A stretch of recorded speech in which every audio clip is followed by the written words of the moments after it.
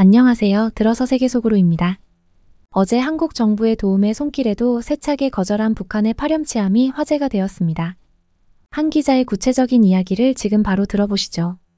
이와 관련해 한국과는 정말 다른 상황에 많은 외신이 당황했었는데요. 과연 어떤 일이 벌어지고 있는 걸까요? 그리고 한국과는 어떤 부분이 다른 부분일까요? 나는 평양 특파원으로 근무한 지 3년째 되는 김한국 기자다. 오늘 아침 평안북도 신의주 지역에 큰 홍수가 났다는 소식을 듣고 서둘러 현장으로 향했다. 국경 지역이라 접근이 쉽지 않았지만 나의 오랜 북한 취재 경험과 현지 협력자들의 도움으로 가까스로 현장에 도착할 수 있었다. 사실 이 부분은 내가 특별히 기자로서의 특권을 가지고 있는 부분이다. 멀리서 지켜본 신의주의 모습은 참혹했다. 넘쳐흐르는 강물이 도시 전체를 집어삼킨 듯했다. 주민들은 급하게 피신한 듯 보였고 거리에는 물에 떠내려간 가재도구들이 널브러져 있었다. 이런 광경을 보니 가슴이 아팠다. 우리나라였다면 이런 재난이 일어났을 때 즉각적인 대응과 구조 작업이 이루어졌을 텐데 북한의 현실은 그렇지 못했다. 나는 몰래 카메라를 꺼내 이 참혹한 현장을 촬영하기 시작했다. 그때 한 노인이 다가와 나에게 말을 걸었다. 젊은이, 당신은 누구요? 여기서 뭘 하는 거요? 나는 순간 긴장했지만 침착하게 대답했다. 저는 구호 물자를 전달하러 온 사람입니다. 노인은 의심스러운 눈초리로 나를 바라보다가 이내 한숨을 쉬며 말했다. 구호 물자라. 우리에게 정말 필요한 건데. 하지만 그것도 상층부에서 다 가져가겠지. 노인의 말에 나는 북한의 현실을 다시 한번 실감했다. 우리나라에서는 재난이 발생하면 즉각적인 구호 활동과 함께 공정한 물자 분배가 이루어지는데 북한은 그렇지 못한 것이다. 나는 노인에게 몇 가지 더 물어보고 싶었지만 주변의 시선이 신경 쓰여 그만 물러났다. 그날 저녁 숙소로 돌아와 촬영한 영상을 정리하며 나는 깊은 생각에 잠겼다. 우리나라에 발달된 재난 대응 시스템과 북한의 현실을 비교하니 그 차이가 더욱 크게 느껴졌다. 우리나라였다면 이미 대규모 구조대가 투입되고 임시 대피소가 마련되었을 것이다. 하지만 북한에서는 그저 주민들이 스스로 해결해야 하는 상황이었다. 다음 날 아침 나는 한국 정부가 북한에 구호 물자를 보내겠다고 발표했다는 소식을 들었다. 이는 우리나라의 인도주의적 정신을 보여주는 좋은 예시라고 생각했다. 하지만 동시에 북한이 이를 수용할지에 대해서는 의문이 들었다.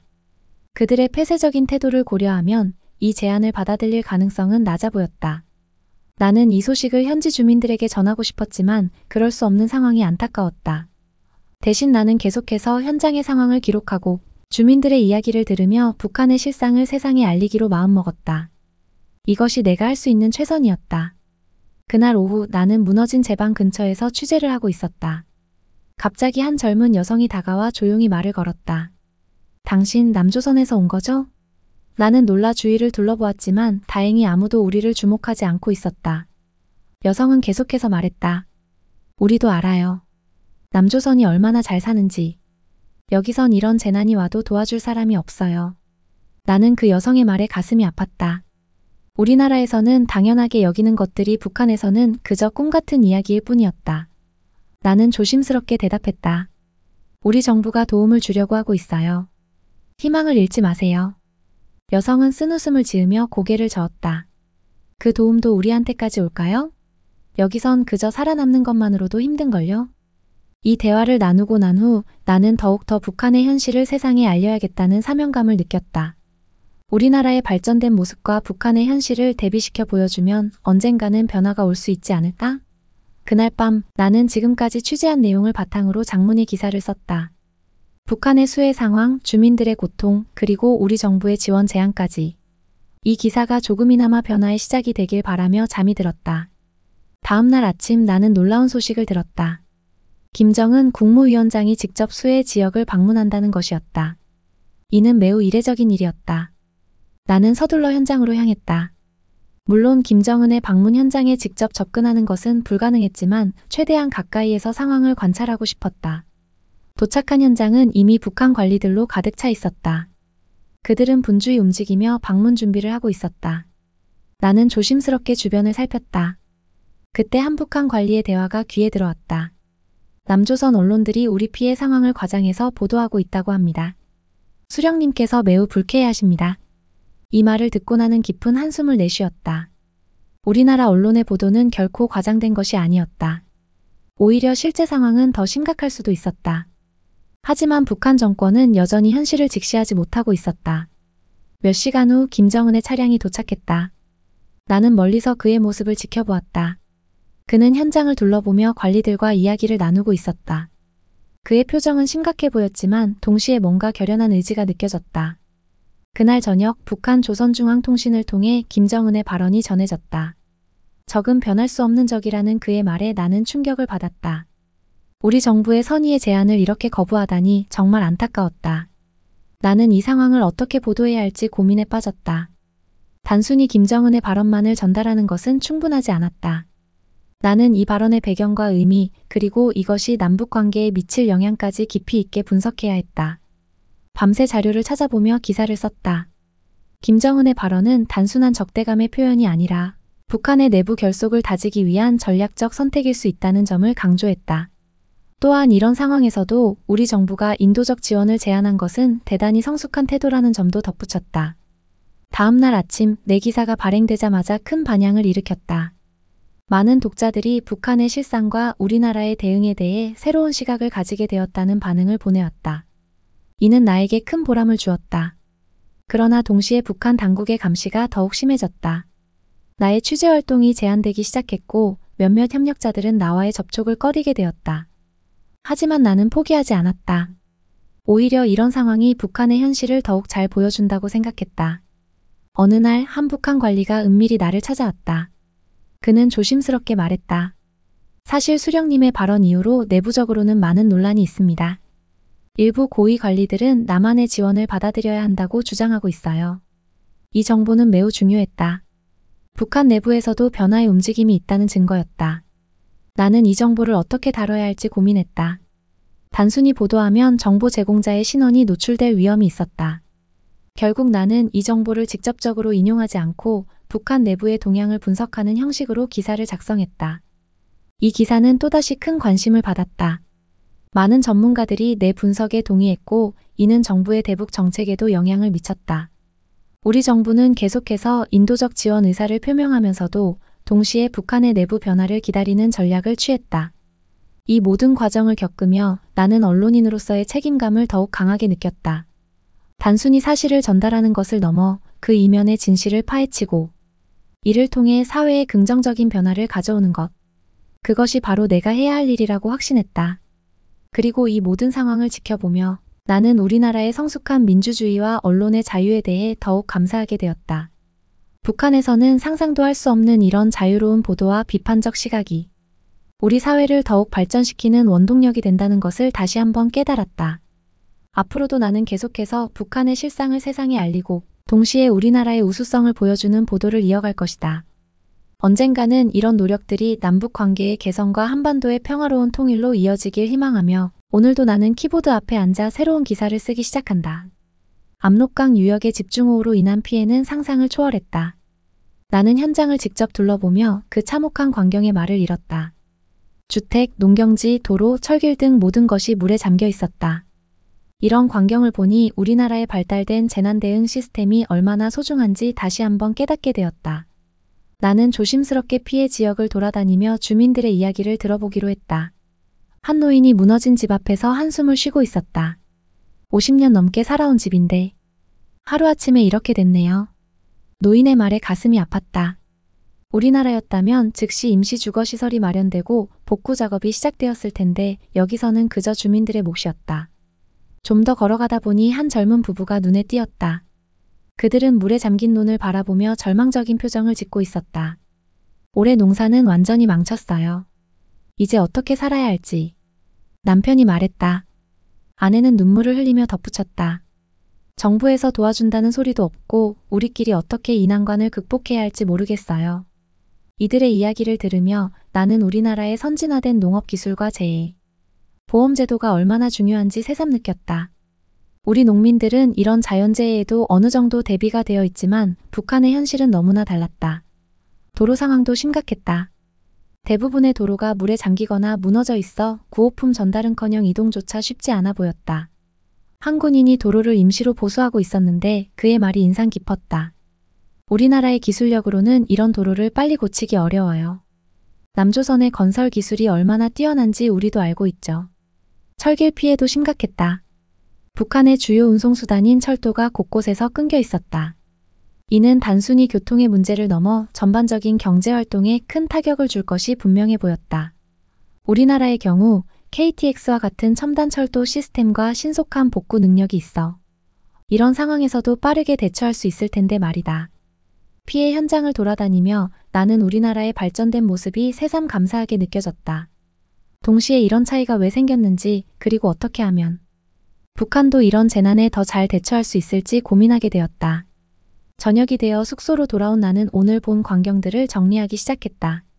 갑자기 누군가가 문을 노크했다. 조심스레 문을 열어보니 낮에 만났던 젊은 부부였다.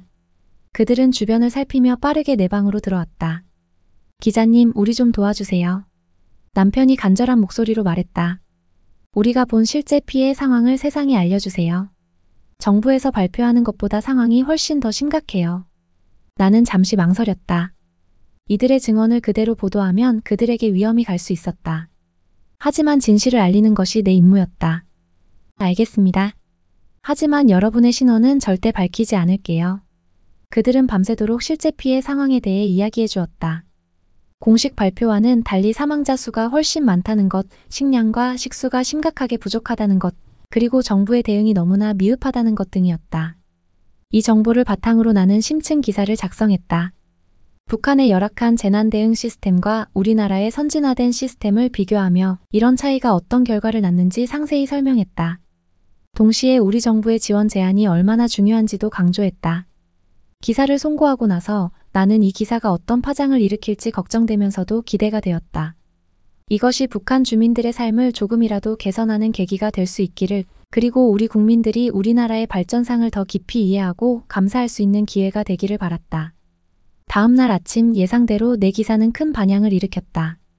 국내외 언론들이 앞다투어 이 내용을 인용했고 정부와 시민단체들도 즉각적인 반응을 보였다. 우리 정부는 다시 한번 북한의 인도적 지원을 제안했고 국제사회의 여론도 북한을 압박하는 쪽으로 기울기 시작했다. 그러나 동시에 나의 신변이 위험해졌다. 북한 당국이 내 취재활동을 예의주시하기 시작했고 협조적이던 현지인들도 나를 피하기 시작했다. 하지만 나는 포기하지 않았다. 이것이 바로 언론인으로서 내가 해야 할 일이라고 믿었기 때문이다. 며칠 후 놀라운 소식이 들려왔다. 북한이 극비리에 중국의 지원을 요청했다는 것이다. 이는 그들이 처한 상황이 얼마나 심각한지를 보여주는 증거였다. 나는 이 정보를 확인하고 추가 취재를 거쳐 후속 기사를 작성했다. 이 모든 과정을 겪으며 나는 우리나라가 얼마나 발전했는지, 그리고 그 발전이 얼마나 소중한지 다시 한번 깨달았다. 재난 대응 시스템, 언론의 자유, 민주주의적 가치. 이 모든 것들이 우리의 일상을 지탱하고 있었던 것이다. 동시에 북한 주민들의 고통에 대한 연민도 커졌다. 그들도 우리와 같은 민족이었다. 언젠가는 그들도 우리처럼 안전하고 풍요로운 삶을 살 수 있기를 바라며 나는 오늘도 키보드 앞에 앉아 진실을 전하기 위해 노력한다. 한국 정부의 대북수혜 지원 제안 소식을 들었을 때 나는 깊은 감동을 느꼈다. 이는 우리나라의 인도주의적 정신과 성숙한 외교 정책을 보여주는 훌륭한 예시였다. 대안적 십자사를 통해 비상식량, 의약품, 구호물품을 지원하겠다는 제안은 정말 시의적절해 보였다. 나는 즉시 이 소식을 현지 주민들에게 전하고 싶었다. 그러나 북한의 엄격한 통제하에서 그것은 불가능했다. 대신 나는 몇몇 신뢰할 수 있는 현지 협력자들에게 조용히 이 소식을 전했다. 그들의 반응은 놀라움과 기대, 그리고 의구심이 뒤섞인 복잡한 것이었다. 정말입니까? 남조선에서 우리를 돕겠다고요? 한 중년 여성이 눈을 크게 뜨며 물었다. 나는 고개를 끄덕였다. 네, 우리 정부가 공식적으로 발표했습니다. 여성은 잠시 말을 잇지 못하다가 이내 눈물을 글썽였다. 고맙습니다. 하지만 그 물자들이 정말 우리에게까지 올까요? 그녀의 말에 나는 가슴이 아팠다. 우리나라에서는 당연히 여겨지는 공정한 분배가 북한에서는 보장되지 않는다는 사실이 너무나 안타까웠다. 동시에 우리나라의 투명하고 효율적인 시스템이 얼마나 소중한지 다시 한번 깨닫게 되었다. 며칠이 지났지만 북한 당국으로부터는 아무런 반응이 없었다. 나는 이 상황을 어떻게 해석해야 할지 고민에 빠졌다. 북한의 침묵은 단순한 거부일까? 아니면 내부적인 논의가 진행 중인 것일까? 이 의문을 안고 나는 계속해서 현장을 취재했다. 그러던 중 한 고위 관리와 비밀리에 만날 기회가 생겼다. 그는 조심스럽게 입을 열었다. 사실 내부적으로는 한국의 제안을 받아들여야 한다는 의견도 있습니다. 하지만 최고 지도부에서는 여전히 고민 중이에요. 체제 유지에 위협이 될까봐 걱정하는 것 같아요. 이 정보는 매우 중요했다. 북한 내부에서도 변화의 조짐이 있다는 증거였다. 나는 이 내용을 어떻게 보도해야 할지 심사숙고했다. 결국 정보 제공자의 신원을 보호하면서도 북한 내부의 동향을 분석하는 형식으로 기사를 작성했다. 그러나 시간이 지나도 북한의 공식적인 반응은 없었다. 오히려 우리의 제안을 무시하는 듯한 태도를 보였다. 이는 많은 사람들에게 실망을 안겨주었다. 하지만 나는 포기하지 않았다. 우리의 제안이 언젠가는 북한 주민들에게 희망이 될 수 있을 거라고 믿었기 때문이다. 이 과정에서 나는 우리나라의 외교 정책이 얼마나 성숙하고 현명한지 다시 한번 느꼈다. 북한의 적대적인 태도에도 불구하고 인도주의적 지원을 제안하는 모습은 정말 대단했다. 이는 국제사회에서도 높은 평가를 받았다. 동시에 우리 국민들의 성숙한 시민의식도 돋보였다. 많은 사람들이 자발적으로 북한 돕기 운동에 참여했고 SNS에서는 북한 주민들을 걱정하는 글들이 넘쳐났다. 이런 모습을 보며 나는 우리나라가 얼마나 발전했는지 새삼 깨달았다. 그러던 어느 날 북한의 한 고위 관리가 극비리에 나를 찾아왔다. 그는 떨리는 목소리로 말했다. 사실 우리도 한국의 지원이 필요합니다. 하지만 이걸 공개적으로 인정하기는 어려웠죠. 그는 떨리는 목소리로 말했다. 사실 우리도 한국의 지원이 필요합니다. 하지만 이걸 공개적으로 인정하기는 어려운 상황입니다. 체제 유지에 위협이 될 수 있거든요. 이 말을 들은 나는 복잡한 감정에 휩싸였다. 북한 당국도 현실을 인식하고 있다는 사실에 안도감을 느끼면서도 그들의 경직된 체제로 인해 주민들이 고통받고 있다는 사실에 분노가 치밀었다. 그렇다면 어떻게 해야 할까요? 나는 조심스럽게 물었다. 그는 잠시 고민하다가 말을 이었다. 비공식적인 루트를 통해 지원을 받는 방안을 검토 중입니다. 하지만 이것도 쉽지 않아요. 국제사회의 제재도 있고 나는 이 정보를 어떻게 다뤄야 할지 고민에 빠졌다. 이를 그대로 보도하면 북한 내부의 갈등을 더욱 심화시킬 수 있었고 정보 제공자의 신변도 위험해질 수 있었다. 하지만 이는 매우 중요한 정보였다. 결국 나는 이 정보를 직접적으로 인용하지 않고 북한의 내부 동향을 분석하는 형식으로 기사를 작성했다. 북한 당국 한국의 지원 제안에 대해 내부적으로 고민 중이라는 제목의 기사였다. 이 기사는 국내외에서 큰 반향을 일으켰다. 많은 전문가들이 내 분석에 동의했고 이는 우리 정부의 대북 정책에도 영향을 미쳤다. 정부는 공식적인 채널 외에도 비공식적인 루트를 통한 지원 방안을 모색하기 시작했다. 한편 우리 국민들의 반응도 주목할 만했다. 많은 사람들이 SNS를 통해 북한 주민들에 대한 연민을 표현했고 민간 차원의 지원 운동도 활발히 전개되었다. 이런 모습을 보며 나는 우리 사회의 성숙도가 얼마나 높아졌는지 다시 한번 느낄 수 있었다. 그러나 북한의 공식적인 반응은 여전히 없었다. 오히려 몇몇 매체를 통해 우리의 제안을 비난하는 듯한 메시지를 내보내기도 했다. 하지만 나는 이것이 단순히 체면을 지키기 위한 행동이라고 생각했다. 내부적으로는 분명 변화의 조짐이 있었기 때문이다. 한국에서 보낸 몇 주 동안 우리는 종종 북한과의 기술, 인프라, 재난 대응 능력 면에서의 극명한 차이에 대해 이야기했습니다. 나는 한국의 선진 시스템에 대해 얼마나 감사한지, 그리고 언젠가 북한도 국민들의 이익을 위해 비슷한 발전을 이룰 수 있기를 바란다고 강조했습니다. 상황에 대한 여러 심층 보고서를 제출한 후 보안 문제로 인해 즉시 북한을 떠나야 한다는 소식을 받았습니다. 떠날 준비를 하면서 나는 미완성된 이야기를 남겨두는 것에 대한 슬픔과 동시에 북한에 대한 보도를 계속하고 한반도의 긍정적인 변화를 위해 노력하겠다는 결심이 뒤섞인 감정을 느꼈습니다. 이 재난을 기록하고 남북한의 엄청난 차이를 직접 목격한 경험을 나는 결코 잊지 못할 것입니다. 이는 자유 언론과 민주주의의 중요성에 대한 나의 신념을 더욱 강화시켰고 언젠가 모든 한국 국민이 같은 수준의 발전과 삶의 질을 누릴 수 있기를 바라는 희망을 갖게 했습니다. 서울로 돌아가는 비행기에 탑승하면서 나는 이 이야기에 대한 내 작업이 아직 끝나지 않았음을 알았습니다. 서울로 돌아온 후 나는 여러 전문가들을 만나 북한의 수해 상황과 향후 전망에 대해 깊이 있는 대화를 나눴다. 그들의 분석은 나의 현장 경험과 맞물려 더욱 풍부한 통찰을 제공했다. 통일연구원의 김한국 박사는 이렇게 말했다. 북한이 한국의 지원 제안을 공식적으로 거부하는 것은 체제 유지를 위한 전략적 선택입니다. 하지만 내부적으로는 심각한 고민이 있을 겁니다. 이번 수해로 인한 피해가 예상보다 훨씬 크기 때문이죠. 이어서 그는 우리나라의 발전상을 언급했다. 한국의 재난 대응 시스템은 세계 최고 수준입니다. 인공위성을 이용한 재난 예측, 첨단 구조 장비, 신속한 복구 능력 등 모든 면에서 북한과는 비교할 수 없죠. 이런 차이가 바로 두 나라 국민의 삶의 질 차이로 이어집니다. 경제학자인 이미래 교수는 북한의 경제 상황에 대해 분석했다. 이번 수해로 인한 경제적 타격은 막대할 것입니다. 특히 농업 분야의 피해가 심각한데 이는 식량난으로 이어질 가능성이 높아요. 한국의 지원이 절실한 상황이지만 북한 정권의 폐쇄성이 이를 가로막고 있습니다. 그녀는 또한 우리나라의 경제력을 언급하며 이렇게 덧붙였다. 한국은 세계 10위권의 경제 대국입니다. 첨단 기술, 높은 생산성, 글로벌 기업들. 이 모든 것이 우리의 자랑스러운 자산이죠. 이런 경제력을 바탕으로 북한을 지원할 수 있는 여력이 충분합니다. 국제관계 전문가인 박세계 교수는 이번 사태가 남북관계에 미칠 영향에 대해 이렇게 분석했다. 단기적으로는 관계 개선의 기회가 될 수 있습니다. 하지만 북한이 지원을 거부한다면 오히려 관계가 더 악화될 수 있어요. 중요한 건 우리가 계속해서 대화의 문을 열어두는 것입니다. 그는 또한 우리나라의 국제적 위상에 대해 이렇게 말했다. 한국은 이제 국제사회에서 중요한 역할을 하는 국가입니다. G20 회원국이자 중견국으로서 세계 평화와 번영에 기여하고 있죠. 이번 대북 지원 제안도 그런 맥락에서 국제사회의 높은 평가를 받고 있습니다. 이러한 전문가들의 의견을 종합해보면 북한의 상황은 매우 심각하지만 동시에 변화의 가능성도 있다는 것을 알 수 있었다. 우리나라의 발전상과 북한의 현실을 비교하면 그 차이가 너무나 컸고 이는 통일의 필요성을 더욱 강조하는 것 같았다. 나는 이런 내용을 바탕으로 긴 분석 기사를 작성했다.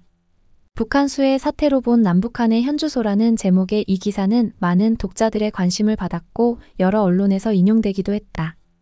기사 말미에 나는 이렇게 썼다. 우리나라의 발전상을 보면 자부심을 느낍니다. 하지만 동시에 북한 주민들의 고통을 생각하면 가슴이 아픕니다. 언젠가는 모든 한민족이 같은 수준의 삶의 질을 누릴 수 있기를 바랍니다. 그리고 그날까지 우리는 끊임없이 노력해야 할 것입니다. 이 기사를 쓰면서 나는 다시 한번 언론인으로서의 사명감을 느꼈다. 단순히 사실을 전달하는 것을 넘어 우리 사회에 의미 있는 질문을 던지고 변화를 이끌어내는 것. 그것이 바로 내가 해야 할 일이라고 확신했다. 앞으로도 나는 계속해서 북한의 실상을 세상에 알리고 동시에 우리나라의 우수성을 보여주는 보도를 이어갈 것이다. 그리고 언젠가는 이런 노력들이 한반도의 평화로운 통일로 이어지기를 간절히 희망한다. 그날까지 나는 오늘도 키보드 앞에 앉아 새로운 기사를 쓰기 시작한다.